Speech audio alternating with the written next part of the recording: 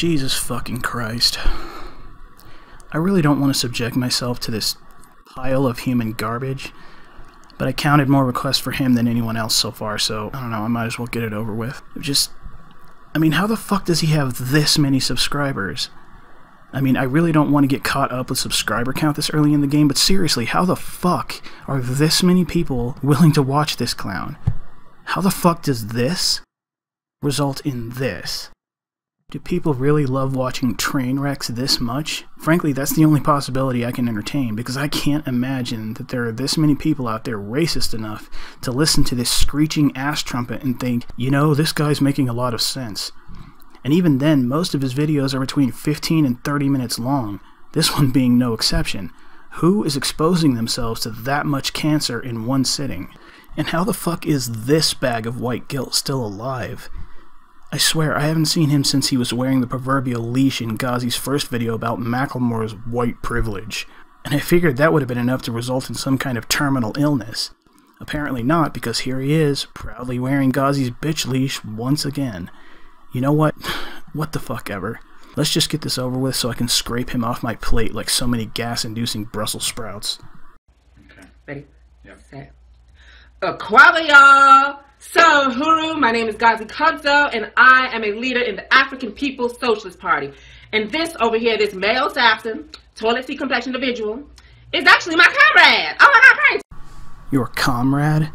No, he's not your comrade, Gazi. He's your bitch. And look at that fucking smirk of repressed indignation on his face. My god, I don't know how the fuck he sleeps at night. Right? He's my comrade, and his name is... Jesse, And he is... National Chair of Uhuru Solidarity Movement. Uhuru! What's this, Gazi? No more clapping your hands or snapping your fingers? Was that too much even for you? I mean, I guess pointing is enough of a signal that he has your permission to speak, being that he's not literally blind, only figuratively. Jesus, I have no doubt that this man would let you roast him over a spit if you actually asked. It's fucking disgusting. So, Jesse, have you heard some of my people kidnapped one of your people, put him in a tub and beat him up a little bit? You know, they scraped him up a little bit, tied him, went on live stream and stuff about it. Have you heard about it? Yeah, do you hear that sing-song note in his voice? Do you hear how fucking thrilled he is to be talking about this? Even if this is just an act to generate outrage and bring in the views, this is why you will never have any sane person's respect, Gazi. You're talking about an innocent, defenseless, disabled man who was kidnapped, beaten, and tortured, and you are exploiting his pain and suffering for your own agenda. Fuck you and your bearded bitch. I did. I heard about it. Crazy, right? But actually it's not so crazy since, you know, your people built an entire capitalist, imperialist society on top of my people. You know, you want to talk about kidnapping and torture. Can we talk about the almost 700 years of kidnapping and torture of African people? The reason why I'm here speaking English in this fluent white girl tongue right now. Dear God, you couldn't be any more annoying if you fucking tried, Gazi, I swear. Smugness this dense and pure only exists in you, I'm convinced. So let me get this straight. Are you saying that because slavery was once a thing, that torture of this individual is somehow justified? Allow me to give you a reality check. Slavery in this country was abolished 152 years ago. There is no one alive today who ever owned a slave under Western democratic law, or who was ever owned as a slave under Western democratic law, and it's something not one of those thugs who are implicated in his abuse have ever experienced in their lives. But slavery is still very much alive and well in this world today. As a matter of fact, there are far more people enslaved in the world today than were ever traded during the entire transatlantic slave trade that you're clicking your tongue about right now. But you don't give a fuck about them, do you? Because none of them are owned under Western democratic law, and I'm willing to bet only a tiny minority of them are owned by white people in any capacity. And since that doesn't work for your narrative, you'd rather complain about ancient history than give two fucks about people who are actually enslaved right now. This has nothing to do with justice for slavery, because if it did, you would know these facts and you would care deeply about them. This is about nothing more than your bigotry toward white people. You are fucking disgusting. Okay? Is because my people, okay, was kidnapped and tortured and was put into this system, okay? So if you want to talk about kidnapping and torture, then you need to talk about what built the United States of America, which was kidnapping and torturing. Kidnapping and torturing of people you never knew, don't give a fuck about, and who were owned by a tiny fraction of wealthy landowners during a time when most white people in the colonies were still very much under the oppressive boot of the crown and could barely afford to feed and house themselves. And yet you would hold all white people today guilty of the sins of a handful of white people who died over a century ago. Okay? And the torturing that goes on right now in America. What fucking torture? Who the fuck is torturing black people en masse in America today, Gazi? Who? The police? The same police who are smeared on all forms of national media anytime they shoot a black suspect, whether it was justified or not? Smeared by the same media that refuses to acknowledge the fact that black males, which account for about 6% of the American population, also account for over 50% of the violent crime? Or the fact that black people kill white people on average at a rate twice that of white people killing black people? Or maybe it's the government who is going out of their way to grant welfare and affirmative action quotas to everyone except for white people. But we have to watch television and see our children being murdered in the streets, being murdered in the playgrounds, being murdered in beds, getting their water poisoned, having their daddies and mommies pushed into these mass incarceration prisons, which is just, you know, slavery 2.0. Slavery 2.0? Are you fucking serious? How? How the hell is the imprisonment of violent criminals slavery 2.0? First of all, if you fuck up and commit a crime against the people of this country, you now owe a debt to the state. Your right to freedom is returned to you only when you repay that debt. And despite all the arguments against penal labor in the US that you undoubtedly support, I'm somehow willing to bet that you don't consider the white prisoners who are forced into that same labor slaves. In fact, I'm willing to bet that you don't give a damn about any of the white people behind bars at all, regardless of what they did or didn't do to end up there. That's torture, okay? When you push a people and you take our resources away, our gold, our minerals, our diamonds, our land away. Who the fuck in this country took away your land, Gazi? Africa is not your land. You were born here. You are an American citizen, and you are every bit as alien to the native race of this continent as white people are. Your ancestors were brought here in chains, but you were born here free. You drive the same cars and consume the same goods that destroy that land as everyone else here. Everything from the glasses on your cartoonish fucking face to the paint on your walls comes from white colonials. So if you really believe half of the shit spewing from your mouth, why aren't you living in a grass hut right now? Do you think expressing outrage over shit you don't understand somehow makes you innocent as a consumer? Despite white people's ancestors' choice to come here, and black people's ancestors having been forced to come here, none of us alive today had a choice to be born here. And all of us alive today were born here with the same rights. And then force us to be, you know, submissive to you just to get a welfare motherfucking check, okay? That is torture. So you admit then that the government is handing you free money, and you call that torture? Fuck, it's a good thing for you that you don't actually live in Africa, Gazi, because if you did, you wouldn't last very long. I imagine it would be less than a day before you'd be reduced to a smudge of blood and hair on a machete somewhere. Jesus Christ, it's not even 2 fucking minutes into your video yet, and I'm already done. This is why I was hesitant to reply to you in the first place. I can't fucking even. I just can't. You know, since SJWs love to base their arguments on the supposed personal experiences of those they deem oppressed minorities, I'm going to tell you my experience, and I'm going to explain why I see this white privilege narrative to be complete bullshit and no excuse to justify what was done to this poor man.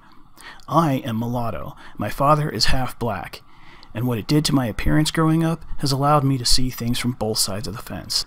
On my father's side of the family, my grandmother married my black grandfather after his service in World War II, and they moved to this state to settle down. She was a typical German woman, white with fair hair and fair eyes. My grandfather was very dark black. My mother's side is completely white, and apparently has a long enough history in this country across the South that none of us really know what country we originally came from.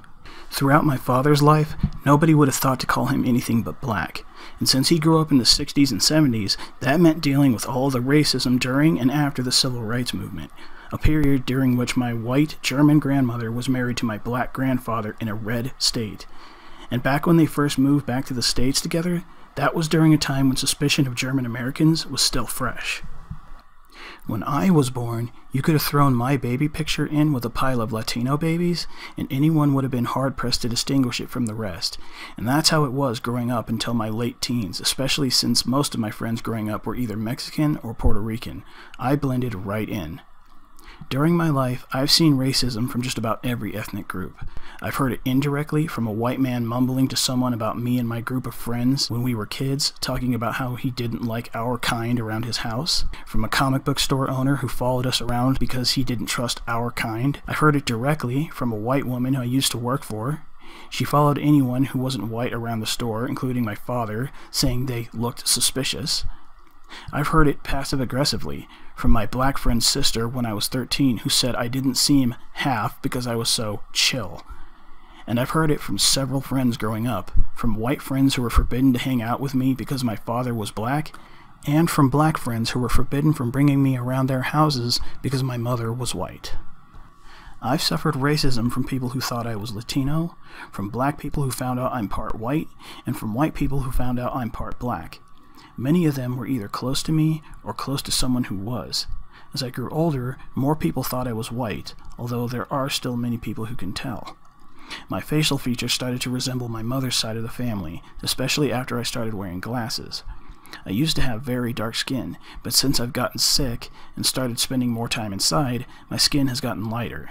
Any white person whose health is suffering like mine, who spends as much time indoors as I do, would look as pale as snow. These days, many people think I'm just white with a decent tan. So of course, in recent years, I've been told by more than a few about my quote-unquote white privilege, despite the experience I just listed. Well, as much racism as I suffered growing up, you want to know what my experience was? The racists amounted to less than 1% of the people I met from any race, and that includes white people. Most never cared when they knew, and most didn't even care enough to ask. Both sides of my entire family get along wonderfully, neither side caring about the color of the other, and with very few exceptions, that is how it has been my entire life. Every Christmas was spent shoulder to shoulder with people of both races, and never once did I have to feel strange for it. Never once was there tension over race, and never once was I given any reason to assume that there would be. I watched my white grandmother hold white and black babies of two different generations like it was the most natural thing in the world, and for me, it was. I watched a man call my father a nigger to his face when I was no older than 6. That is how I was introduced to that word, and my father had to explain it to me. But do you know what he told me? You're not black. You're not white either. You're a person. Remember that. And I did, and I was made better for it. How do you think it would have changed me if my father decided instead to teach me about white privilege? If that's not enough to convince you, then I want you to think about this. If you agree with the sentiment of white privilege, then I assume you would also agree with a statement just recently said to me. White people don't know suffering. Well, I want you to think of the Jews who died in the Holocaust, and I want you to pay attention to that little pang of cognitive dissonance you feel. Do you know why you feel that? Do you know what it means? It means that you wouldn't dare to say that what the Nazis did wasn't terrible, and you wouldn't dare to say that the Jews didn't suffer. But you also know that the Jews who died were mostly white, and because you think white people don't know suffering, you will not allow yourself to see them as white. On some level, you will think of the original brown Jews of the Middle East, and you will use that mental image to pacify that cognitive dissonance, but you know it's a lie. The European Jews were mostly white. Even if the photo and video evidence isn't enough to make that clear, I am living proof that genes don't change that quickly. Look at the famous Jewish people of today and think of their white faces: Jon Stewart, Ben Stiller, Howard Stern, Louis Black, Adam Sandler, Woody Allen. Most of the white American Jews you can think of are the children and grandchildren of Holocaust survivors. White people do know suffering. White people do know poverty, and yes, white people know racism that is both cultural and systemic, and they have been the victims of attempted genocide. There are no laws in this country that deliberately oppress minorities, and there are plenty that advantage minorities in an attempt to snuff out racism. And despite this, whites are the only race against whom it is socially acceptable to be racist, the only race it is acceptable to shame and mock in the media. When my grandmother moved here from Germany with my black grandfather, what sorts of names do you think she was called? How many of them do you think were because she was German, or because she married a black man? How many of them do you think were from black people because she was white? I want you to think of the death threats she must have received from everyone around her for everything she was, and remember this: white privilege is bullshit, and Gazi and people like him are fucking monsters.